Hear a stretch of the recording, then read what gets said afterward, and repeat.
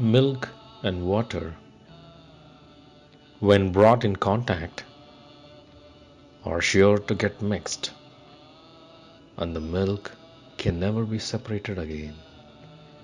Similarly, if the aspirant thirsting after self-improvement mixes indiscriminately with all sorts of worldly people, not only does he lose his ideal, but he also loses his former faith, love, and zeal. They die away imperceptibly. The companionship of the holy and the wise is one of the main elements of spiritual progress. Many warm themselves in the fire kindled by someone else who has taken the trouble of collecting the firewood and other necessary things. Similarly, many fix their minds on the Lord by associating with and following the instructions of holy men who have come to know the Lord after a good deal of hard penance. If a man sees a pleader, he naturally thinks of lawsuits and courts. Similarly, on seeing a pious devotee, one is reminded of God and of the life hereafter. How should one pass one's life? As the fire in the hearth is stirred from time to time with a poker to make it burn brightly and prevent it from going out, so the mind should be occasionally invigorated by the society of the pious.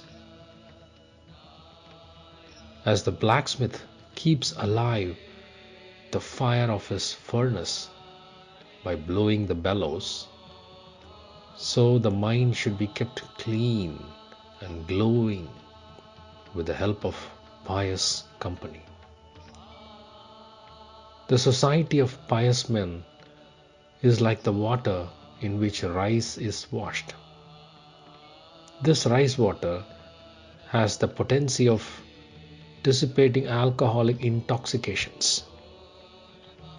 So does the society of pious relieve worldly men, drunk with the wine of vain desires, from their intoxication. The agent of a rich zamindar, when he goes into the rural localities away from the seat of his master, tyrannies over the tenants in various ways. But when he comes back to the headquarters and is under the eyes of his master, he changes his ways, becomes very pious, treats the tenants kindly, investigates into all their grievances fully, and tries to mete out justice impartially to all. The tyrannical agent becomes good through the fear of the master and also by reason of his society.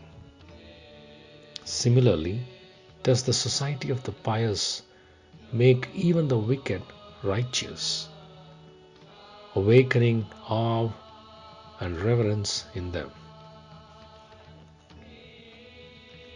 Even a moist wood placed upon fire soon becomes dry and finally begins to burn.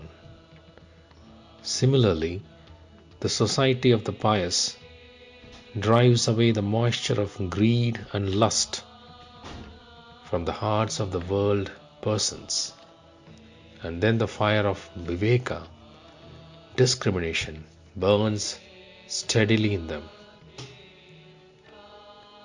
In the Puranas, we are told that when Uma, the mother of the universe, incarnated herself as the daughter of the Himalayas, she blessed her father with a vision of the various manifestations of the omnipotent Mother.